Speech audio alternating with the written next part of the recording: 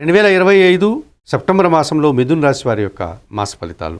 ఈ మిథున్ రాశి వారికి 5 గ్రహాలు అనుకూలంగా ఉన్నాయి. 60 నుంచి 70% సుఫలితాలకు అవకాశం ఉంది. 3 గ్రహాలు మాత్రమే ప్రతికూలంగా సంచరిస్తున్నాయి సెప్టెంబర్ మాసంలో. 2025 సెప్టెంబర్ మాసంలో మిథున్ రాశి వారికి తృతీయాధిపతి అయినటువంటి సూర్య భగవానుడు సెప్టెంబర్ నెల 16 వరకు సింహరాశిలో తృతీయ భావంలో సంచరించడం వల్ల అధికారుల సహకారంతో అభివృద్ధిని సాధిస్తారు. తండ్రి సహకారం వల్ల మీరు అభివృద్ధి పథంలో ముందుకు సాగుతారు. ప్రభుత్వ సహాయాన్ని కూడా పొందగలుగుతారు.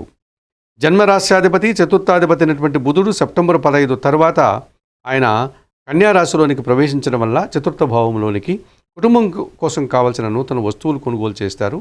కుటుంబంలో శుభ కార్యక్రమాల నిర్వహణ ఉంటుంది. అలాగే బ్యాంకు లావాదేవీలు కానీ ఆర్థికపరమైనటువంటి విషయాలు కానీ మీకు అనుకూలంగా ఉంటాయి. వ్యాపారాలు ఏవైనా ఉంటే అవన్నీ కూడా అభివృద్ధి పథంలో ముందుకు సాగుతాయి. ఇక సప్తమ దశమాధిపతి అయినటువంటి గురువు ఈ నెలంతా కూడా జన్మరాశిలో మిథున రాశిలో సంచరించడం వల్ల జన సంబంధాలు పెరుగుతాయి. సమాజంలో మంచి గుర్తింపు లభిస్తుంది. అలాగే వృత్తి ఉద్యోగ వ్యాపారాల్లో మంచి పేరు ప్రఖ్యాతులు తెచ్చుకోగలుగుతారు. పంచమ వ్యయాధిపతి అయినటువంటి శుక్రుడు ఈ నెలంతా కూడా ద్వితీయ తృతీయ భావాల్లో అనగా కర్కాటక సింహరాశుల్లో సంచరించడం వల్ల ఆత్మీయుల కలయిక మీకు ఆనందాన్ని కలగజేస్తుంది. సృజన సహకారంతో కుటుంబంలో పూర్తిగా కొన్ని కార్యక్రమాలు నిర్వహిస్తారు. అలాగే ఒక పెద్ద కార్యక్రమాన్ని దిగ్విజయంగా పూర్తి చేసి సంతోషించే వాతావరణం ఉంటుంది.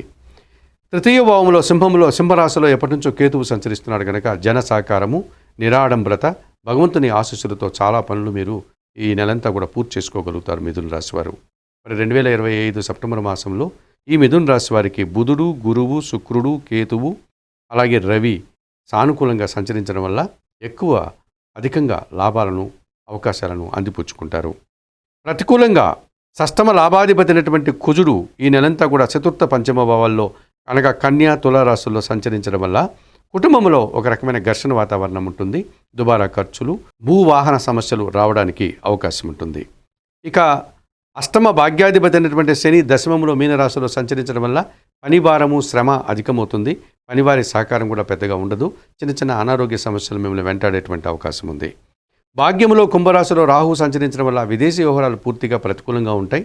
అలాగే తండ్రి గారి ఆరోగ్యం విషయంలో జాగ్రత్తలు తీసుకోవాల్సి ఉంటుంది. కొంతమంది మోసపూరితమైనటువంటి వ్యక్తుల వల్ల మీరు జాగ్రత్తలు తీసుకోకపోతే నష్టపోవడమో మోసపోవడమో జరగడానికి అవకాశం ఉంది.